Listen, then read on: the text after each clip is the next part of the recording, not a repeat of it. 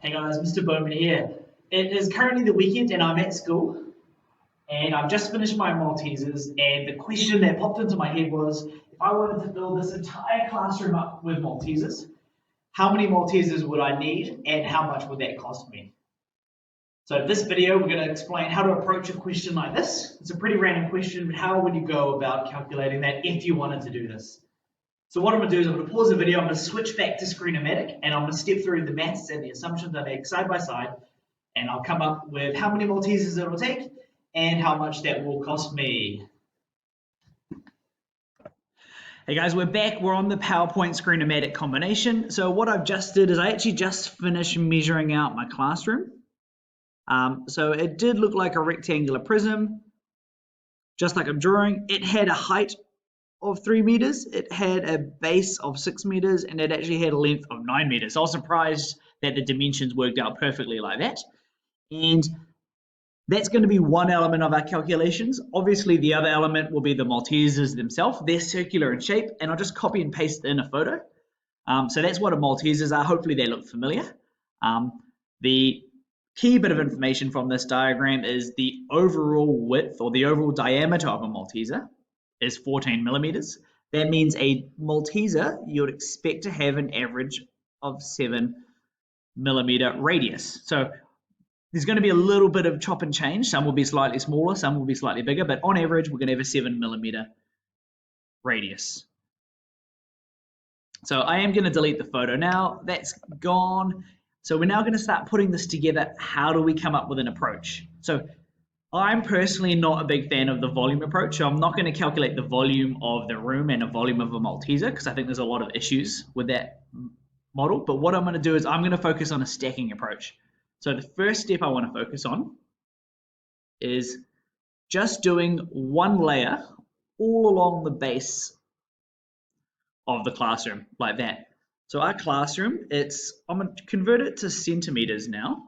But it's 600 centimeters that way, 900 centimeters that way, and I'm going to convert the radius to 0.7 centimeters here. So I've got everything in centimeters, so I'm not going to have any issues with my units now.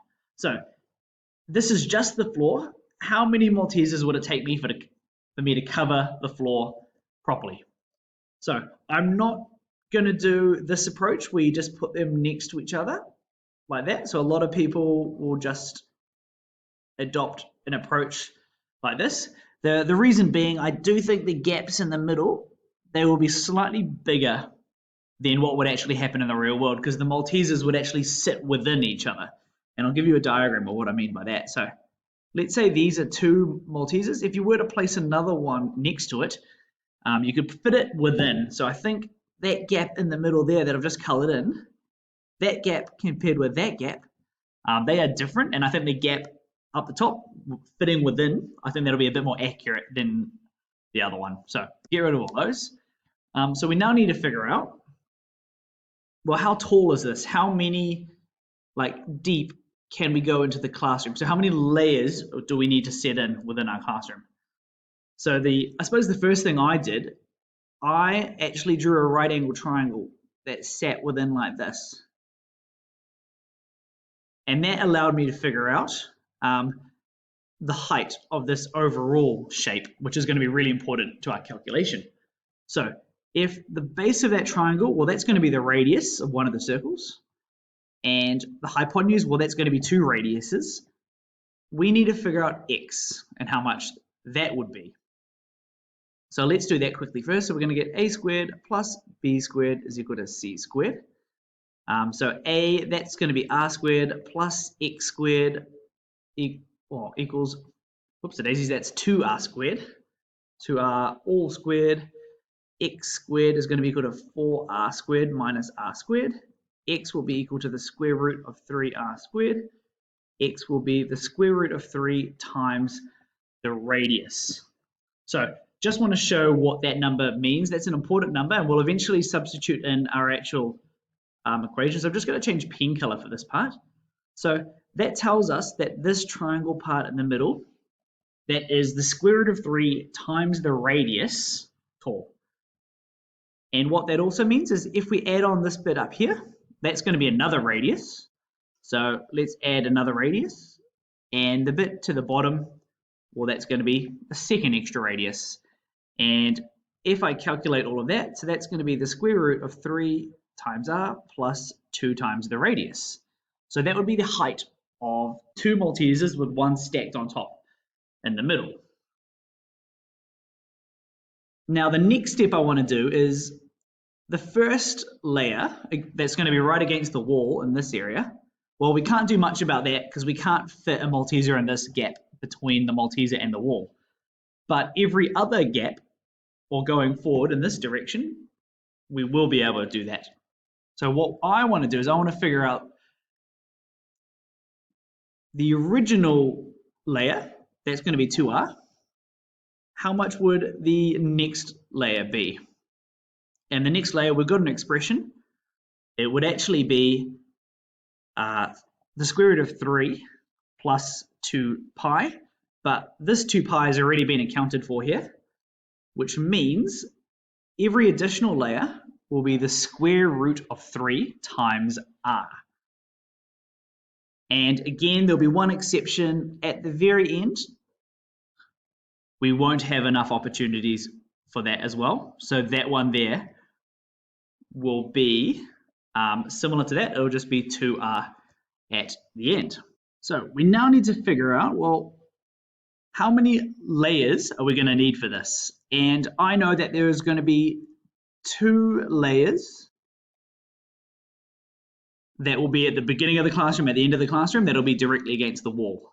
And I know every other layer, so I'm going to call that L, that will be the square root of 3.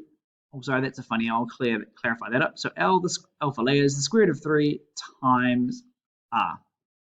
And all of these combined, they mustn't exceed 900 centimeters. So what I'm going to do is I'm going to substitute in the radius, which will be given 0.7, to find out, well, how many layers will actually fit into this equation. So 2 times 0.7 plus L times the square root of 3 times 0.7. All of that needs to come to 900.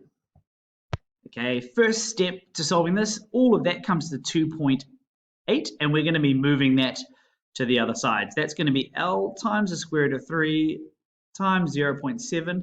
That is going to be 900 minus that 2.8. We're then going to go L is equal to, so all of this is multiplication. So let's move it to the other side as division. 900 minus 2.8 divided by the square root of 3 times 0.7. And when we do that maths, that will tell us, well, how many layers it'll actually fit. And I've just done that on my calculator, and that means I'm going to fit 740 layers along the wall of this. The next step, it's a bit easier. Well, how many Maltesers are going to go this way? That is going to be the original 600 divided by the radius of our Malteser. The reason being, these are all just going to be stacked next to each other. We don't need to account for gaps in that case. So that's going to be 600 divided by 0.7, and that is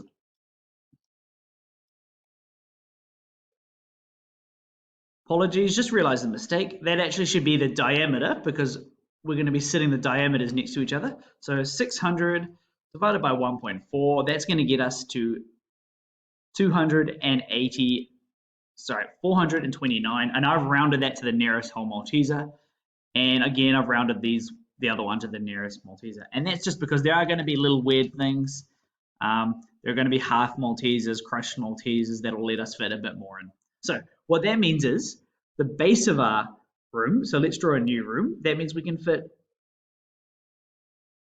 429 Maltesers along the front of the classroom, and we can fit 740 along the side of the classroom. So that means one layer for our classroom is going to be 429 times 740. So 429 times 740.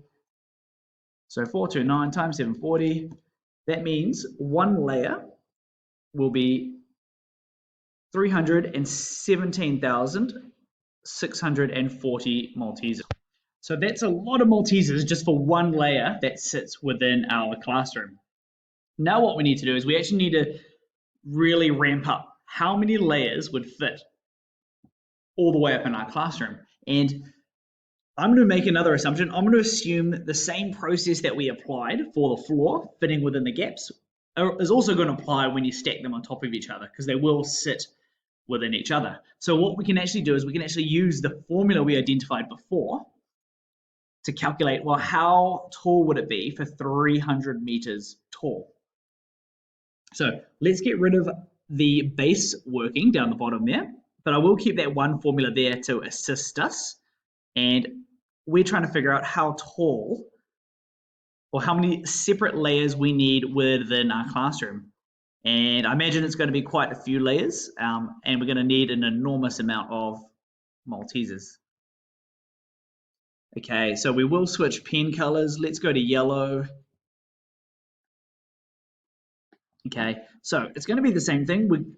At the roof of the class, we're going to have a layer that sits against the wall and we can't fit anything in the gaps, and we're going to have the same at the bottom of the class. So that's where the 2 times 2r comes from.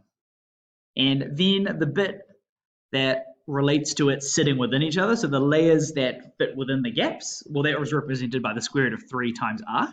And again, we're going to calculate how many layers tall it's going to be this time. So 2 times 2r plus L times the square root of 3 times r this time is going to be equal to 300. So we've subbed out 900, 300 representing the height of the classroom in centimeters. So our radius, still 0.7. Those maltesers haven't changed shape. That's going to be 2 times 2 times 0.7. That's 2.8 like the previous example. And then we're going to go plus L times the square root of 3 times 0.7. That's going to be equal to 300. Just like we did before, we're going to move this here to the other side. So that's going to be L times the square root of 3 times 0.7 is equal to 300 minus 2.8. L will be equal to 300 minus 2.8 divided by the square root of 3 times 0.7. And when you get that in your calculator, you're going to get 245.12. So I'm going to round that to 246. I'm going to round up to the nearest layer. So what that means is one layer was going to be 317,460 maltesers.